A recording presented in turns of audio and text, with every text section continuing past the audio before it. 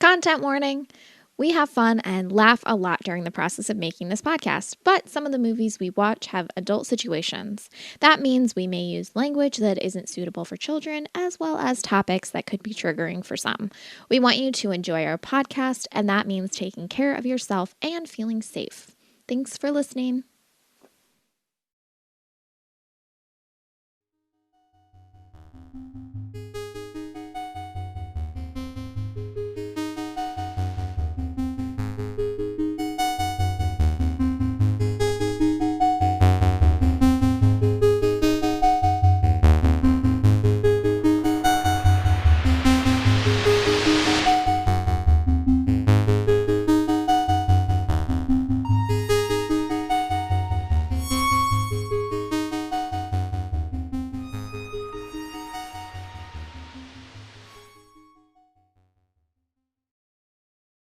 We're going. Okay. We're So, live. yeah. Live chickens. For the Instagram. For the gram. Hi. We're back. We're doing it. Here we are. We're not stopping for anything.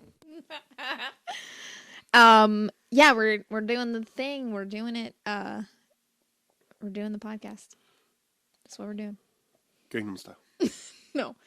Yeah, I'm Z. Hello, Z. Who are you? Oh, I'm Keith. Oh, Oh. that was a good joke. I almost forgot.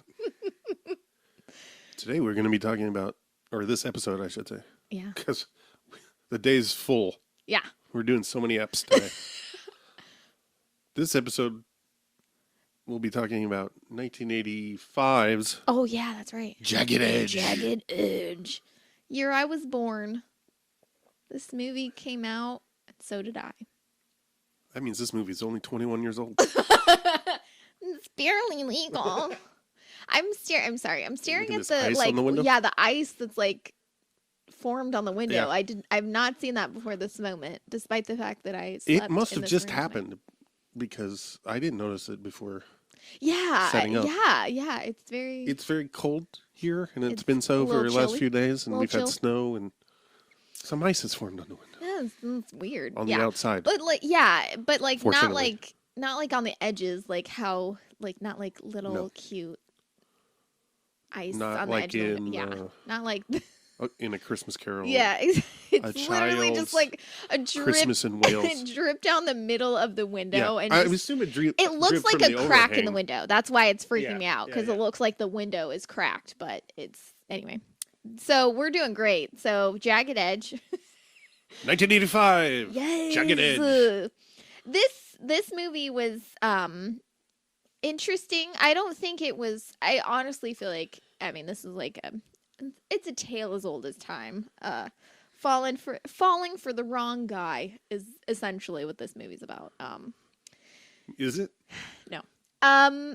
Yeah, it's basically a guy, his wife and maid get murdered, and he's the prime suspect, and he gets put on trial, and the attorney who is meant to defend him starts to fall for him, and she's like, maybe he's a good guy after all.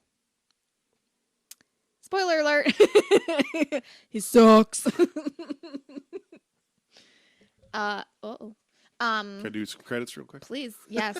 Keith's favorite part of every podcast. It's not my favorite part. I just have to get it out of the way before I can concentrate on other things.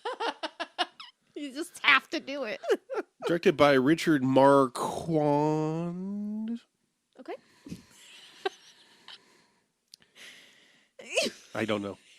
I'm not sure. I'm assuming it's a French name that I'm not pronouncing correctly. This is one of his last films. Oh, He wow. died in 1987. Oh, God. Most notably, he also directed Return of the Jedi. Oh, shit. What? Yeah. Oh, my God. I'm terrible with directors. I'm so terrible with directors. had no I can name idea like any of three the of them, first and like three- most of those three I don't even like. But like people will be like, David Lynch, don't. Lars von Trier, Oh, fuck. Woody Allen. Yep, you got it. No, but like people will be like, oh, I'll be like, oh, this movie's great, and they'll be like, who directed it? And I'll be like, who did what now? What is that? Someone. What is that I word can tell you all of the actors that were in it, and they're like, I don't care about that. I want to know who directed it. And well, maybe not all of them, but I'll be like, I'll be like, I watched it because Michael Keaton was in it or something. But like, I won't. Like, I don't know who directs any. I don't know who. Like, I have no fucking idea. And I usually don't unless I'm watching the movie because of the director. Right, but that I almost never do that. I almost never do that because I feel like if I do that, I'm gonna get disappointed. I feel like if I'm like, oh, because like inevitably, like, okay, I might like the style of a director, but like I'm gonna be like, this movie's fucking stupid and I hate it and I don't like anything. I mean, same goes for like watching a movie because an actor's in it. But anyway. Anyway, go ahead. But I am surprised that he directed Return of the Jedi. I didn't know any of those first three were directed by anyone but Lucas. I thought he directed all of those. I just assumed, I should say. I don't even know if he did. Did he do any of them? I think he just did the first one, but I don't know. I'm talking on my ass here. Screenplay by Joe Esterhaus, who most notably, I got to quit saying most notably. That's unfair to you, and inaccurate. You, most notably to you. For me. For his work with films directed by Paul Verhoeven, such as Showgirls and Basic Instinct. Oh, yeah. Oh, my God. Yeah. I can see some Basic Instinct in this. Yeah. It's Glenn Close. No. Who's not in Basic Instinct at all. Wait. Basic Instinct is with Sharon Stone, right? I'm thinking of Fatal Attraction. Is that the one he did, or is that... No, he did...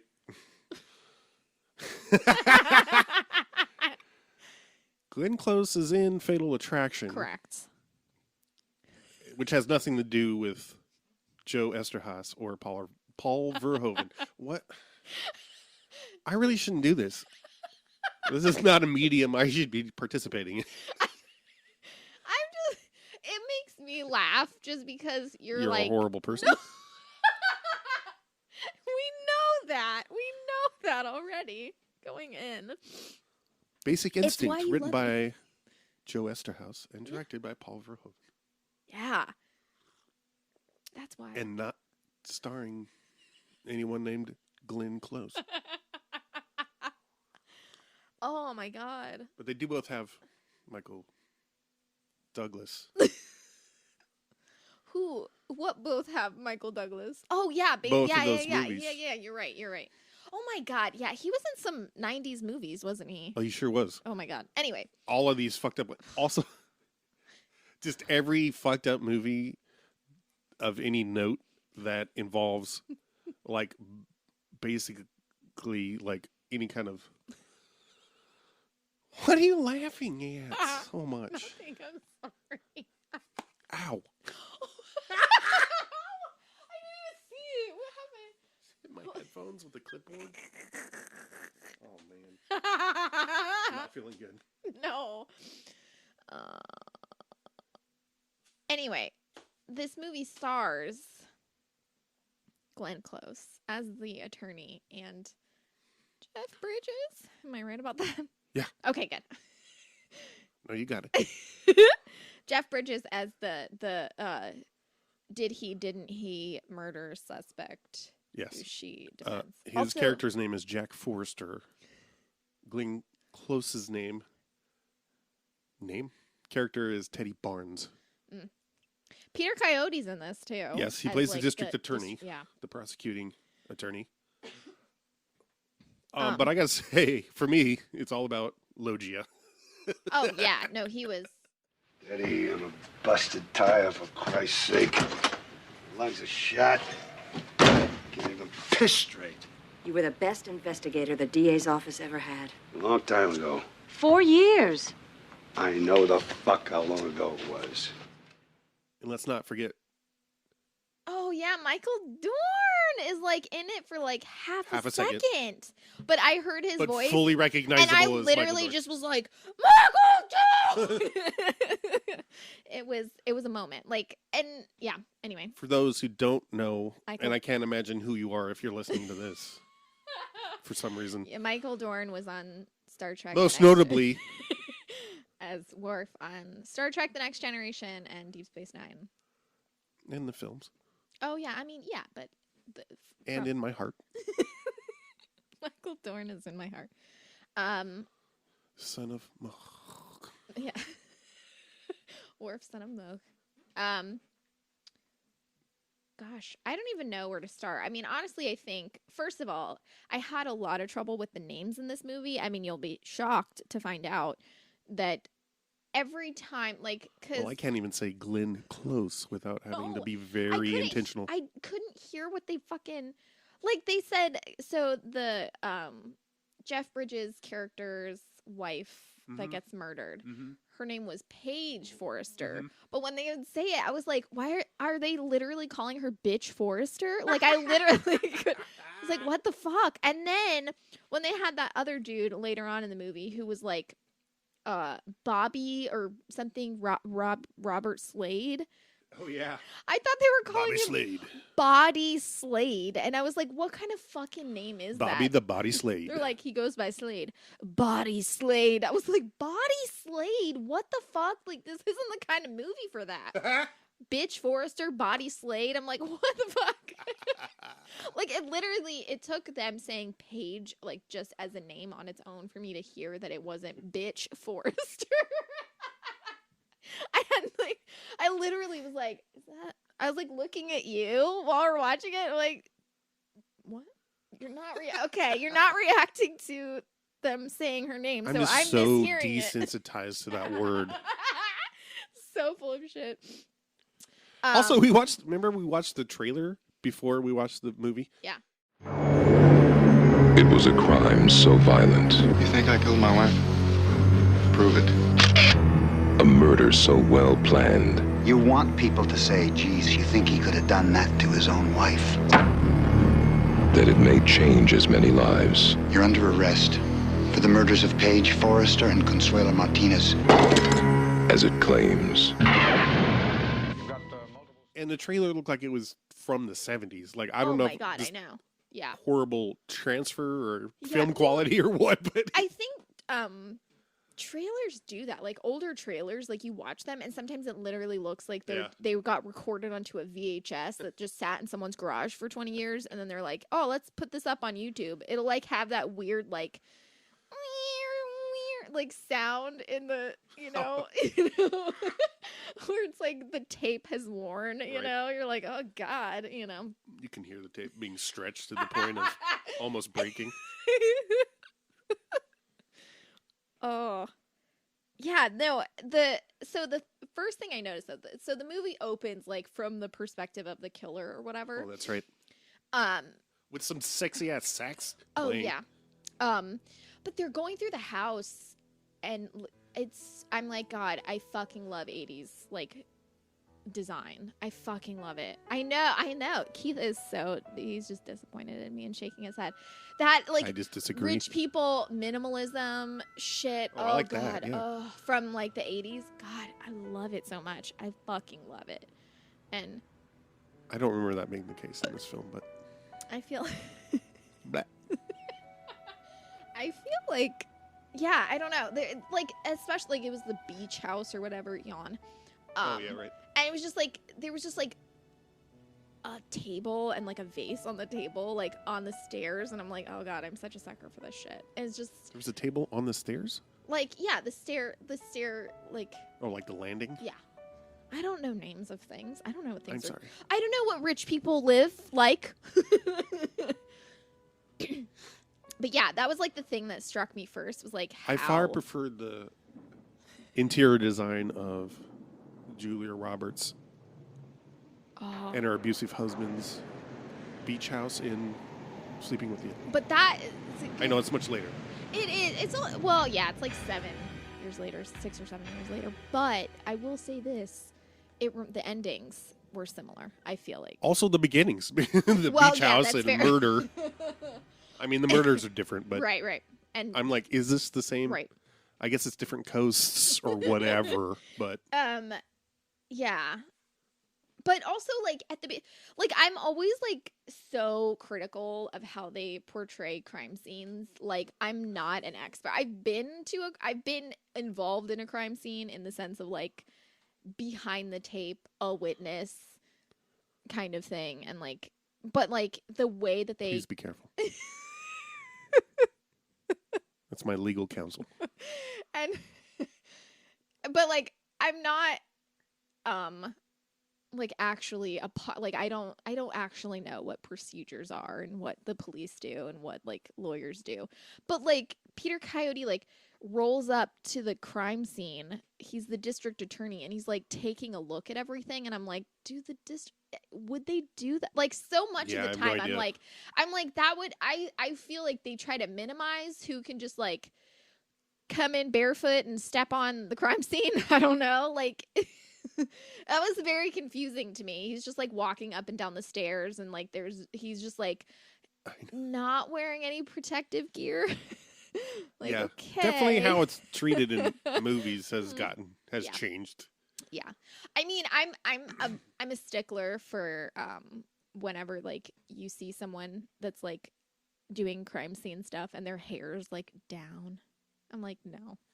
There's just hair is just like very styled and like, you know, like I'm like, no, your hair would be pulled back or you would have like something unrelated to crime scenes, but it always bugs me in when the setting is outdoors and it's supposed to be very cold and nobody's wearing a hat. That drives me crazy. I understand why they do it, so you can see people's faces and whatnot, but I just want to say I almost never wear a hat when it's cold. I know, and that also drives me crazy. It's true. You hate it. You hate how cold I get. Willingly. I thought Jeff Bridges was not convincing as a rich asshole. I mean, maybe an asshole, but he didn't feel... I know. I mean, this is pretty early for him, I think, but... I'm sorry. I got distracted because I wrote down a quote from the movie and I could not read my own handwriting. And I was like, what the fuck is this supposed to say? It's the part where they're talking about the murder weapon and like the janitor found like the hunt. Mr. Fabrizi. He said he found like the murder weapon in Jeff Bridges' locker at the gym or something that he goes to like 6 months. At the country club, I think. Yeah, or whatever. Yeah, like 6 months before the murders took place. And he was like, it's a hunting knife. And that made me feel good that he was a hunter. He was like, you know what I mean. Mr. Fabrizi, what kind of knife did you see? A hunting knife, about 6 inches long with a jag on the edge. How'd you know it was Forrester's locker? Well, because it was numbered 122, and that's his number. Because right after I saw it, I thought to myself, geez, I didn't know Mr. Forrester was a hunter. So it kind of made me feel good, you know, that he was a hunter, you know what I mean? Your Coyote was like, yes. I know what you mean. And I was like, what do you mean? No idea. What do you mean? We were both like, what? No, what do you explain that? What do you mean? Like, it made me feel good. Like, what? You, like, is that some sort of, like, was that, like, a, like, weird, like, macho thing? Like, that's the like, only way I man? could like, knew how to interpret it. Like, thank God he's not a big old queer. Yeah, exactly. I'm like, are you saying, like, because he hunts, you assume that this straight married man is not a homosexual? I know. Who's apparently like having affairs with women all over the place. Right. And like, I was really glad he was a hunter, if you know what I mean. Like, what? It's weird. I don't know. Didn't make Mr. Fabrizi is also his name hilarious. Is Fabrizi, and I'm like, does that mean we're pronouncing Febreze wrong? Right. Like that's all. Right. Every time they were like, they also said his name a million times. They were like, Fabrizi. And I'm like, I'm saying Febreze wrong. I've been saying it wrong all these years. That's the only thing I can think of. Also, why was Peter Coyote constant? Why is he constantly smoking a fucking cigar in every single room in every building? I know. I wrote down in my notes that he's always holding either a cigar or a drink. He's like every scene. They're in the fucking courthouse, and they like as they're walking out of the courtroom, he's like lighting a cigar and like smoking it and like blowing it in people's faces, and he's like, "Oh, I'm a great district attorney."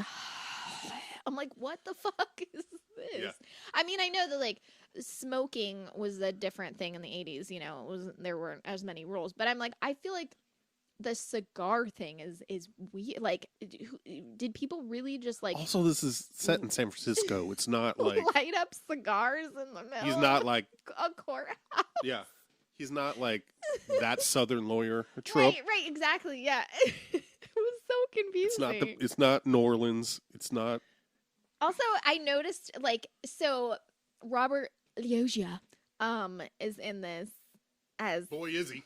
right, but like what's his character? He's just like Glenn Close's like Mentor, basically. man Friday or whatever. Guy Friday. They're both retired or like stopped practicing law. Right. And when she gets convinced to come do this case, she goes and convinces him to help her. She's like, I'll do it if he does it. And he's just like, what? I'm 75 years old. Why are you talking to me? But he curses so it's beautiful. much and beautifully. Yeah. And just nonstop. There's this scene where Jeff Bridges says, I like her. And Robert Loggia goes, she really pisses me off. And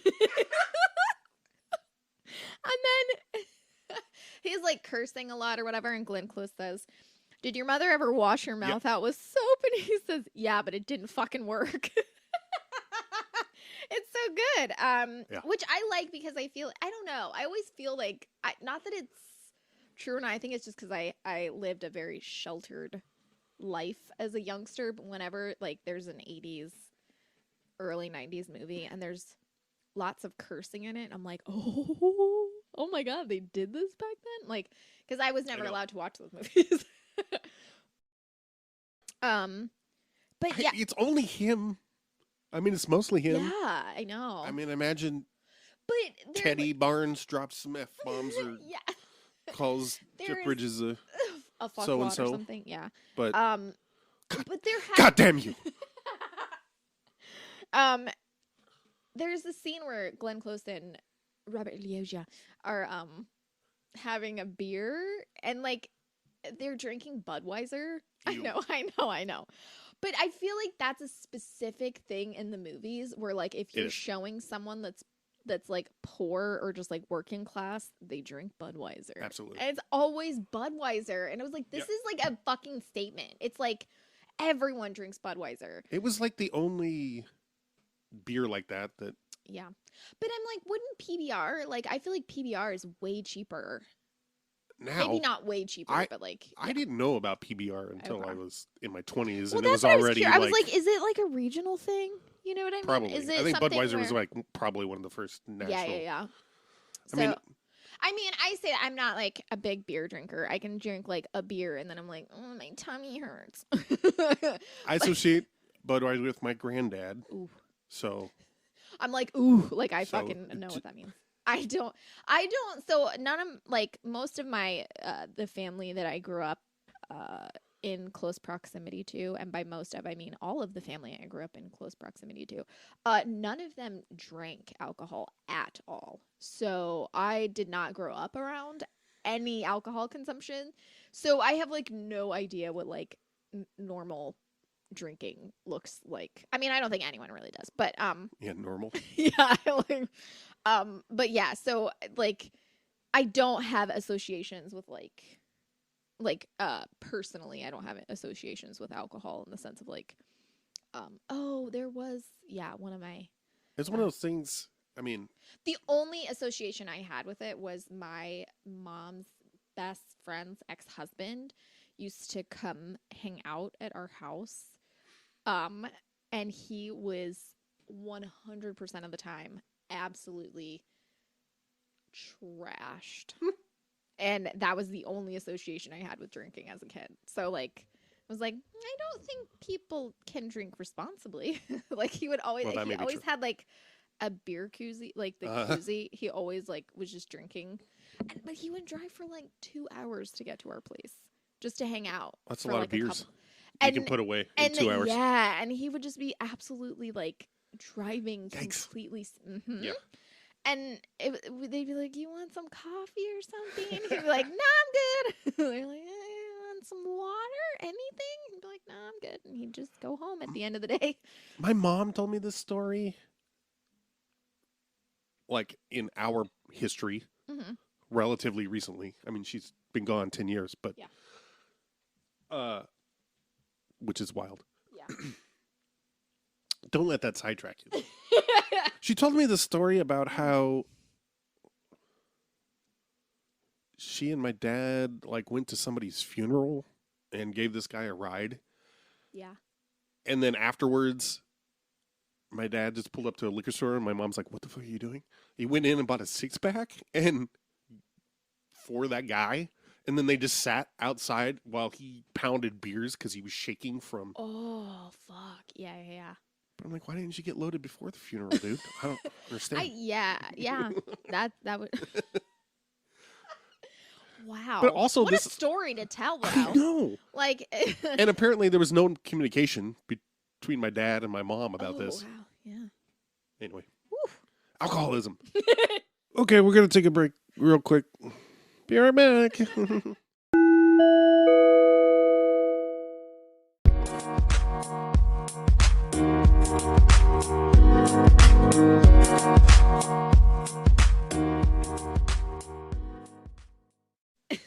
Okay, changing the subject drastically. So the name of the movie is called Jagged Edge. Yeah, why do you suppose that is? Because Why the do you murder know? weapon Why was do a you know? knife that had a jagged edge. So I feel like they Which is annoying how it's done but see to me. they showed I feel like they showed different knives throughout cuz I saw one and it was literally like just a jagged like one side was like totally jagged, but I felt like that was not the knife we kept seeing them show. But they kept saying jags on the knife and I was like, is that a saying? I've never heard Hey, that's where it comes from. I've never heard. I mean, like, it could be. Like, I don't know. I'm not a linguistics expert. But like, Does it come from Judge Advocate General? exactly. That's all.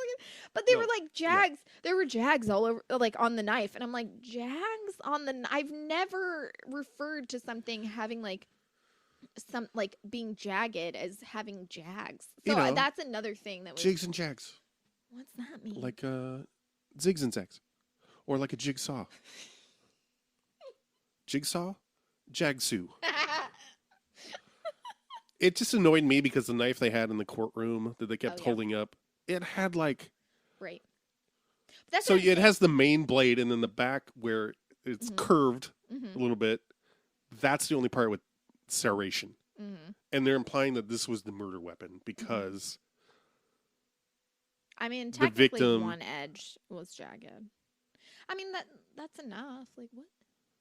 No, because... Well, whatever. I'm not going to be able to explain it in the way. It wasn't like Rambo's fucking survival knife where like one whole side looks like a saw. Which would Right. make sense for a murder weapon. But, okay, I wrote down, like, Jeff Bridges in the 80s is, like, how I want to, like, that's the presentation I want to have. Like, his, like, the way he looked in this, like, just wearing, like, jeans and a sweater and, like, just looking Yeah. like a cool guy. I'm like, God, I wish I could just look like that. Like, I wish I could Yeah. just, like, put on a sweater and that's it, you know? I'm a cool guy. I don't know. There's something specifically about Jeffrey. And it's not like, I'm not even talking about like, I mean, he's not an ugly person. I'm just like, I'm not like, oh, I wish like he's really handsome or something. It's just like legitimately like his like just demeanor. I'm like, yeah, I wish I. Seems like a chill dude. Yeah, I'm like, I wish I knew how to do that. Whatever that is, I wish. Yeah, I want to look like that. And I'm like, what in the fuck? But yeah, like he's just really, I don't know. He's just like, and it's not like he's like super fit. It's not like he's like super fit or I don't know. Right. It's just like, I'm like, yeah, I like how that dude wears a sweater. And what? Yeah. No, I get it. I want to look like that. I've stated this off mic that I confuse Jeff Bridges and Dennis Quaid from this era because Mm-hmm. to young me, they Yeah, looked yeah, a lot yeah. alike Yeah, and no, were that in makes sense. kind of similar roles. Yeah. I feel like Dennis Quaid did smarmy. Like all his shit was just like I feel like Jeff Bridges was kind of like I feel like Jeff Bridges was kind of like doofy. Yeah. And And got Dennis more Quaid was lighter. like the fly boy kind of shit. Like he was always like, "Oh, you know you're attractive, and you know you just go through life thinking you're cute." I always thought he would have made a good Joker. Just I just read. I forgot. I just read this note. He kisses like he's eating Jello out of a little tube. Critiques. So clearly, looking like Jeff Bridges is where I draw the line. Nothing else.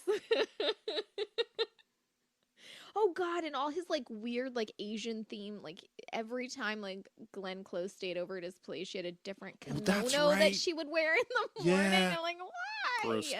Why? And like I mean, that was well, I know. Oh God. 100% what a rich white person in San Francisco in the mid '80s would have.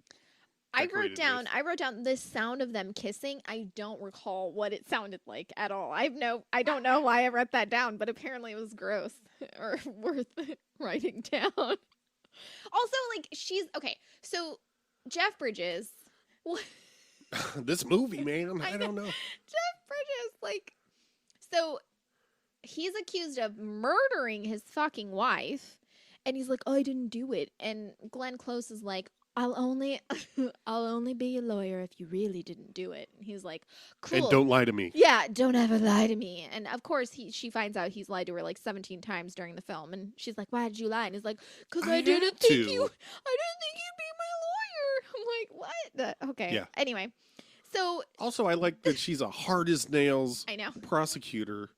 He's just like a pushover. But Yeah. no, but I'm like, so they get to know each other, and she's falling for him, And they sleep together on the first date. yeah. I'm like, I don't care if he's guilty or not. That's just like, you could I'm sure you could get disbarred just for doing that. Like, I mean, it doesn't At the matter. very least, mistrial. Right. I'm like, it does not fucking matter if he's innocent as fuck. Like, who cares? You're fucking the person you're supposed to be defending. That's not okay. Like, you can't just do that. And the way it was That's like, only okay he lied if the to me. lawyer is a straight man having sex with a woman. We all know that's true. But like, she was like, oh, I Just gotta arrange some things here. Get them in order. she's like, I got lied to. And I'm like, okay, bitch, but you're the fucking, you're the person. I mean, like, essentially she's in the position of power though. Like, you're the person that, like, if you decide that you just don't want to defend him because like he's a lousy lay or whatever, then you can just completely. It's like, actually surprising Michael Douglas isn't in this movie because oh yeah, we still have to watch Disclosure. You keep begging me to watch. oh that. man, it's so horrible. Yeah, and it's just like it's just weird. Also, the fucking scene. Okay, so there's this little subplot that's like really unnecessary and kind of shitty, where the reason why Glenn Close like stopped being a lawyer is because there was like evidence that was submitted. Like, her and Peter Coyote. Right, she had worked with we're Peter working Coyote together. before. And they were working on a case, and before, like, new evidence was brought to them that would exonerate the person that they were prosecuting. Thank you. I never can remember what it's called. And they buried it, and the guy went to prison and then hanged himself in prison. Of course, he's a black man. So that's a nice little touch. I'm like, okay, this shouldn't have happened. I mean, granted, it was 1985, and like they didn't. I mean, like, I'm not race saying didn't exist then. Race politics in the U.S. No, didn't I'm exist. not saying like. So it's understandable. I mean, like, it was like this was probably. No one was woke then.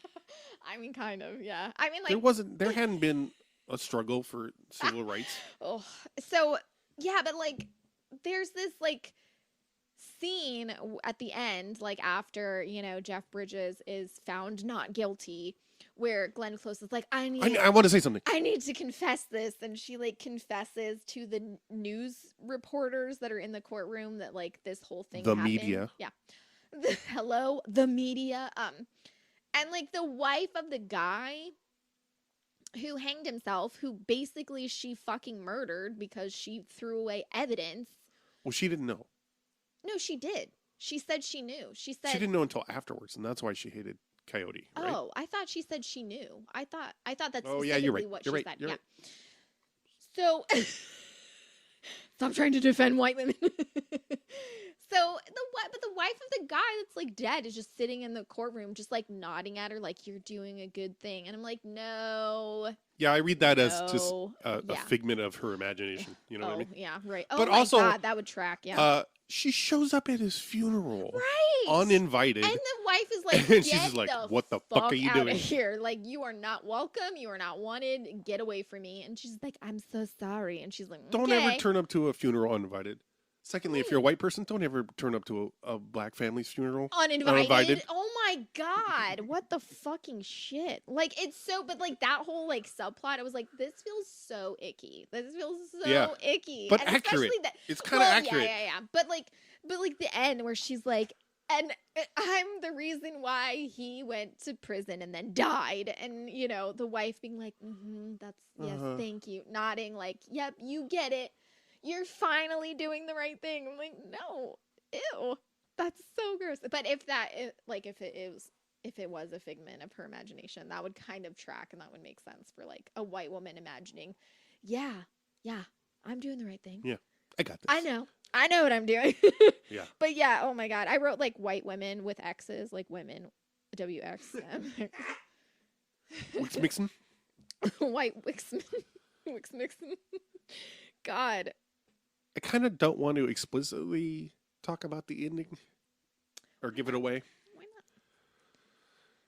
Because I mean, It was weird. I mean, all the you could probably guess it by all the things But we've that's- said already, I'm but I was like, I feel like I've watched this movie like 100 times. I feel like I've seen this plot line yeah, so right. many times. I But imagine I it was can't fairly remember- I cannot remember what movies those. well. those Basic were. Instinct. Basic Instinct. Okay. Also, Wild Things kind of does a similar sort of. Yeah, Only the right. opposite or something. I don't know. It's weird. Yeah. I mean, like Wild just Things that is- whole like. Ooh. Oh my God. We should. Yeah. Ooh. Oh God. Also, she just leaves her kids.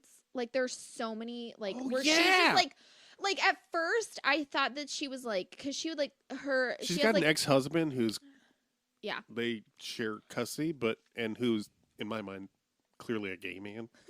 That's It is fair. San Francisco in the 80s. But she has two kids and she has like one of them is like a young boy and the other one is a young girl who's just like a couple years older than the boy. And she's always Seemingly like on leaves them alone. she's always like on the phone with the little boy and she's telling him to I like thought ask it was a girl. No, she's always like ask Jennifer to do XYZ for you. You know, like ask Jennifer to cook you something to eat. Like while she's at work, she's like talking to her son and being like, ask Jennifer or whatever. I don't know if that's the correct name. And then I was like, oh my God, Jennifer's the name of her daughter. And also we never like only like one scene does the daughter show up and the rest of the time is her just telling the son to go ask the daughter to do shit for him. And he's like, that's not fair. Why can't you do it? And she's like, just ask Jennifer. And I'm like, what? This is horrible. Like, I mean, this woman is not responsible. Like, clearly she's making like really bad self-destructive decisions and her like she does Look, not she give just a chooses to prioritize her career over her family, and that's and also sleeping with possible killer. correct. Prioritizing her career. Oh my God, this Well, you're right. It is Jenny. yeah. He's Yeah. You just said you don't know if that was the right name. Don't act smug.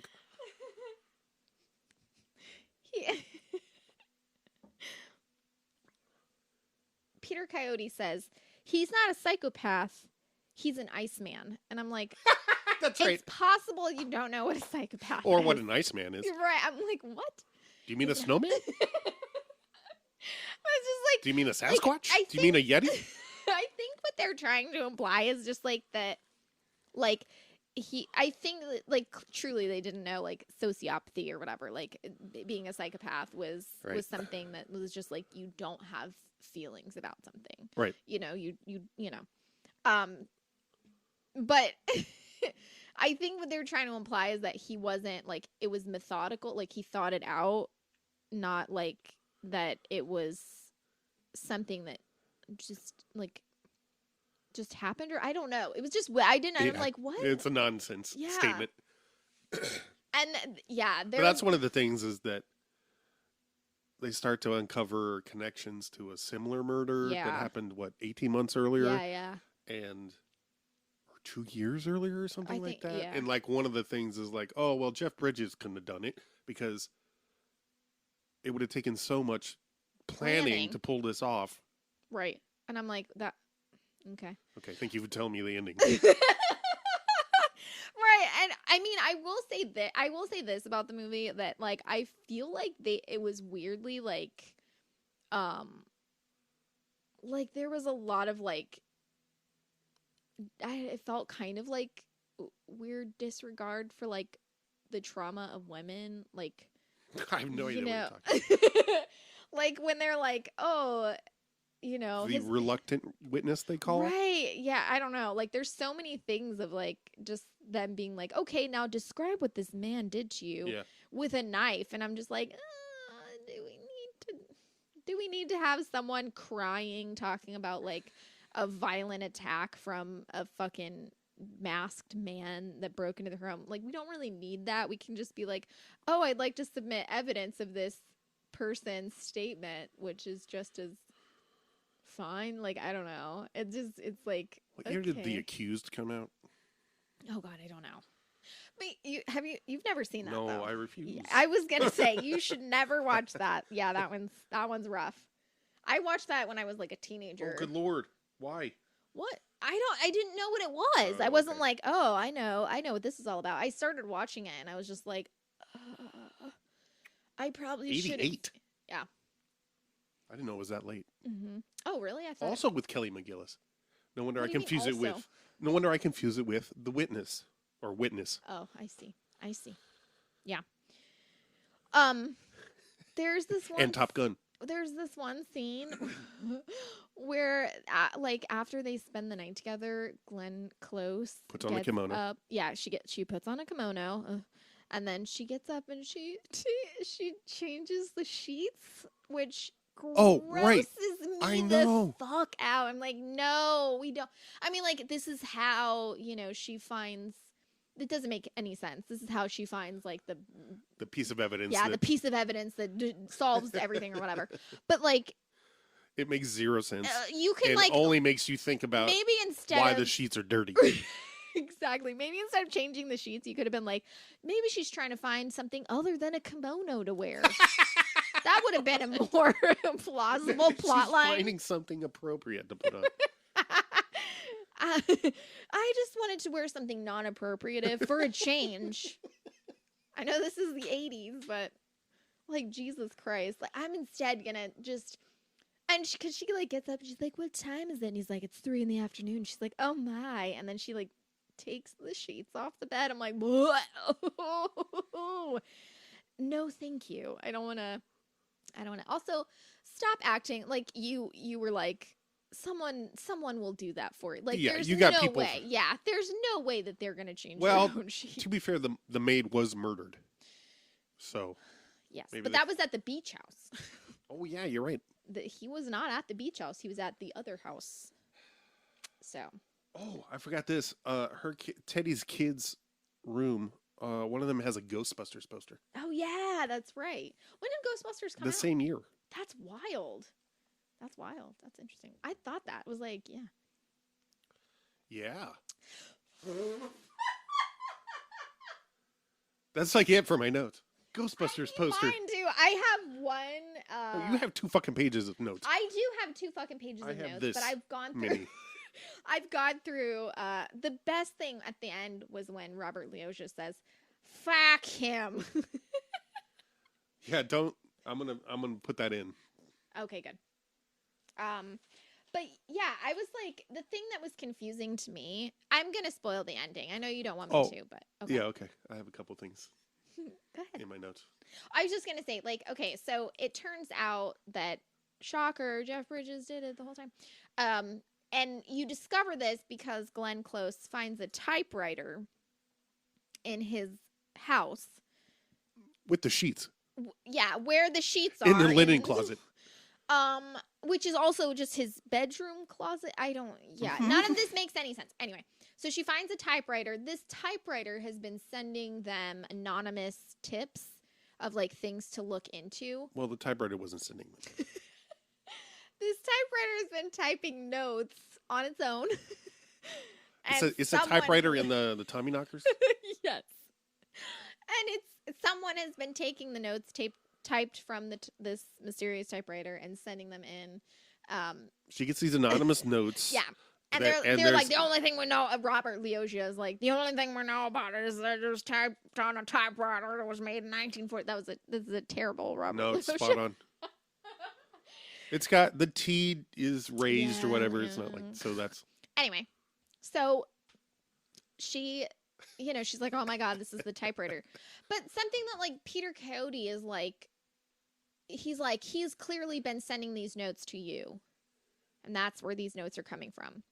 And she's like, okay, but all this information that's been sent to us is public information that anyone has access to.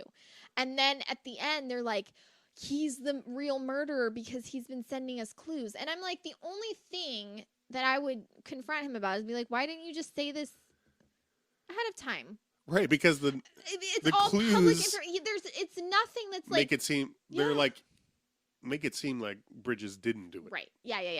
Right. So they're like anonymous tips to like let them look in other places.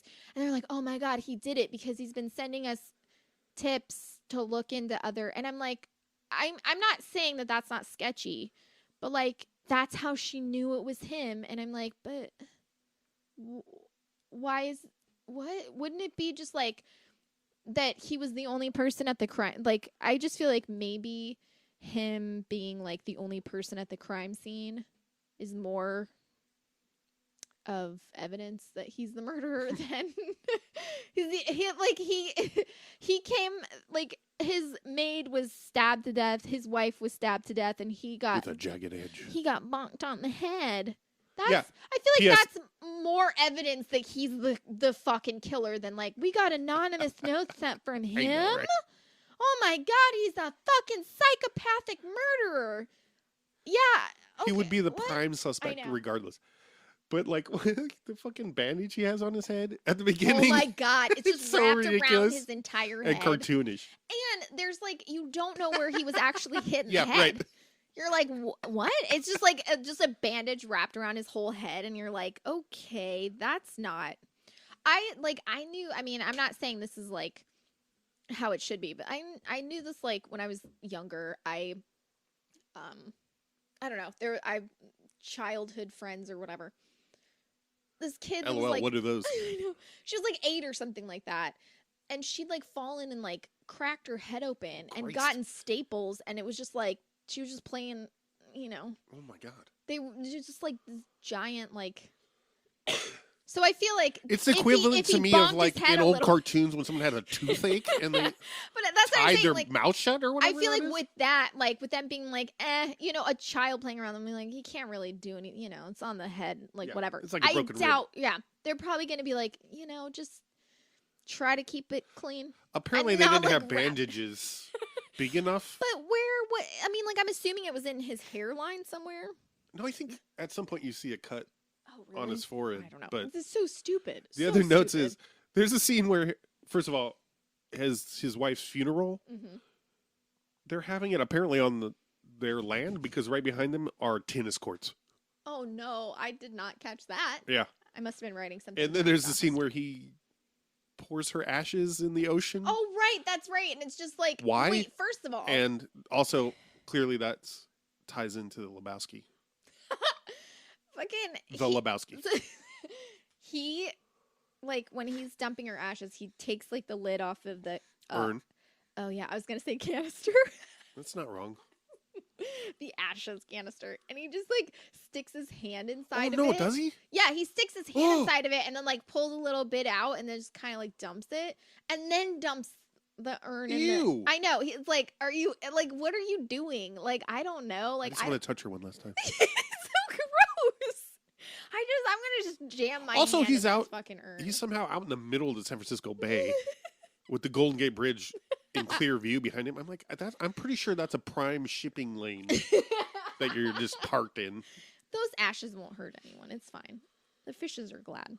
No, But but yeah, his boat is in the way as well. No, I know. I was making a joke. Who cares about the marine life? It's just like there's so much about like I don't think it was like a terrible movie No. by any means, like except for all of the blatant racism, but whatever. That's fine. That's a joke. That's a horrible joke that I just made. How about the blatant sexism?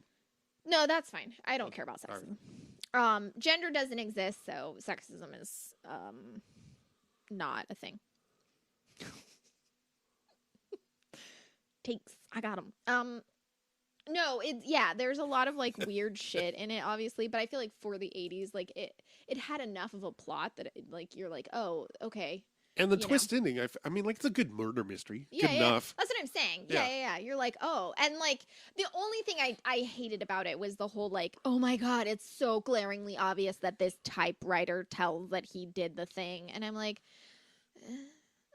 I feel like that's not the big like reveal that they think. I didn't think about it at the Yeah. time, but you're absolutely Yeah, it right. just felt like I was just like, why on the typewriter?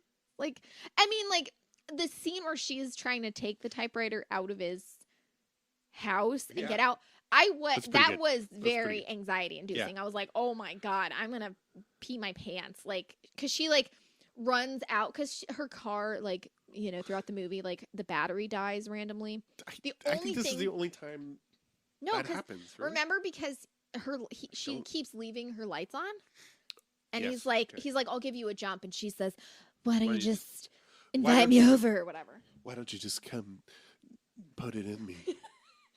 Direct quote. Yeah, no, it's just like, but the only thing that doesn't make sense about it is she's like trying to start her car, and it's just like, Oh, and then he's like, and let me he's try. like, let me try, and he gets in, and the fucking typewriter is just like halfway underneath a coat that's like right in the passenger seat and very visible, and he just like tries to start the car, and it starts up, and she's like, oh, and he's like, see, that's all it needed, and I was like, what the fuck? That's not how dead batteries work. Like, I don't. Which also, that felt kind of sexist in a way. Like, she was starting the car wrong. I know, Like, I I'm know. sure she would probably know how to start her own fucking car. Also, like some fucking rich dude that probably has never worked on a car in his life is like, oh, let me try to start the car for you. Also, it's not even. Yeah, there's nothing special about it. Like, you're just turning the key. That's all you're doing. Hold on, let me try it out. Oh, listen to the. What? In the trivia here, this says also in the kids' room, you can see a poster for Return of the Jedi. Aw, that's cool. Same director. Yeah, that's cool. And the typewriter Mm-hmm. is Esterhaus's typewriter that he wrote this script on. Aw, How about that's that? kind of sweet. That's pretty good. That's a little sweet detail. Also, apparently he wrote another film set in San Francisco. Not another San Francisco film. Besides Basic Instinct, Mhm. called Jade. So Yeah. I think we got to watch that now. Oh, I remember that. I mean, I don't remember. I don't anything remember about by it, name. but I've heard of that film before. But yeah, I'm trying to see if IMDb trivia has any insight into what kind of car she had, because it was. because IMDb loves that. I don't. And I was obsessed because I couldn't. It's foreign, but not Japanese. Mhm. It's like a Peugeot wagon or some shit. I don't know what any of that means. Any of that? Yeah. I said Peugeot, and you Yeah. couldn't. You quit being able to understand other words. Correct. Yes.